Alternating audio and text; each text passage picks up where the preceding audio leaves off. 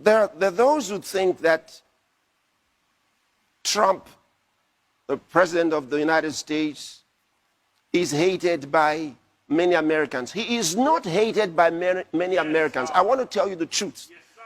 He is not hated. Trump is not the problem. They don't hate Trump. They hate those that Trump seems to support. Yes, sir. Absolutely, sir. They're angry at Trump for supporting Christians. Yes. You better know it. So the real ones they hate are you who are Christians. Yes. That's what the hatred of Trump is all about. It's got nothing to do with Trump. Before he started giving his voice in support of Christians and in support of Israel, before he started giving his voice, he was the friend of the left. Don't forget. He was their darling. They loved him. But because it didn't come from their sponsorship,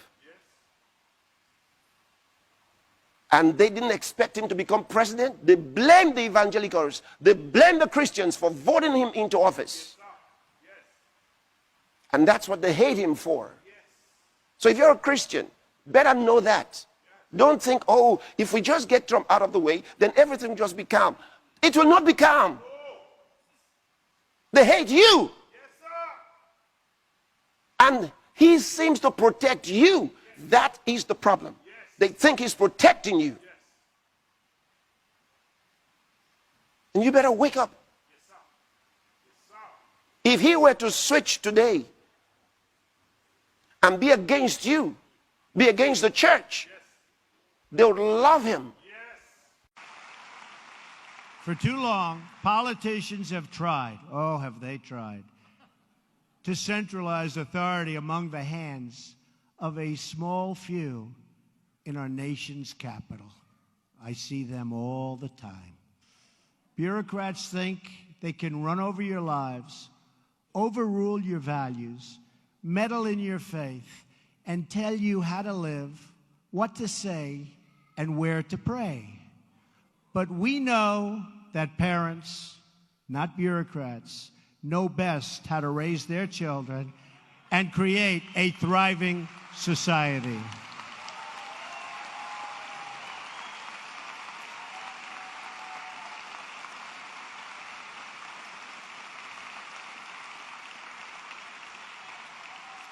And we know that families and churches, not government officials, know best how to create a strong and loving community.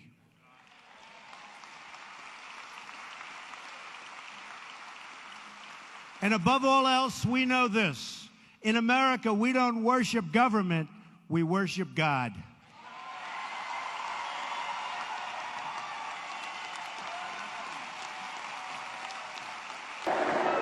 Our religious liberty is enshrined in the very First Amendment in the Bill of Rights.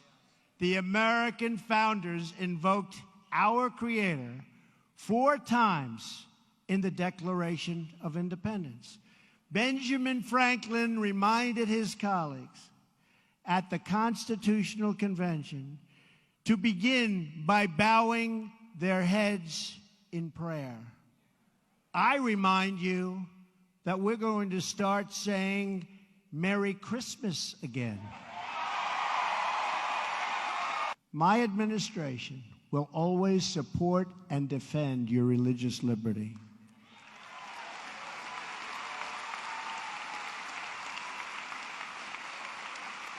We don't want to see God forced out of the public square, driven out of our schools, or pushed out of our civic life. We want to see prayers before football games if they want to give prayers.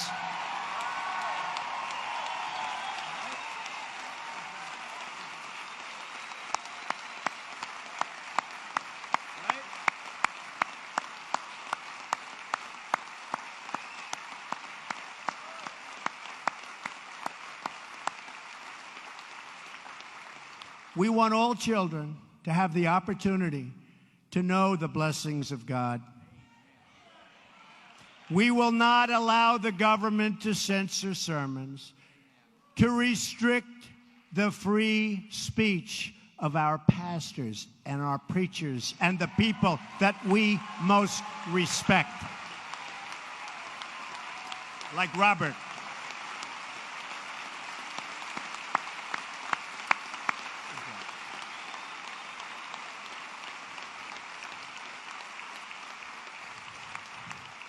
That is why, just as I promised Pastor Jeffress and other faith leaders, I just signed an executive order following, and this is something that makes me very happy and very proud, following through on my campaign pledge to stop the Johnson Amendment from interfering with your First Amendment rights.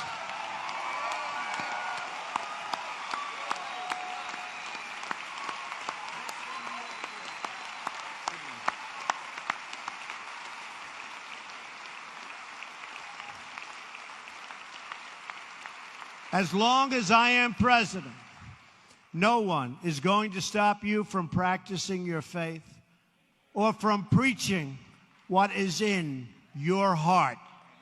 We want to hear him.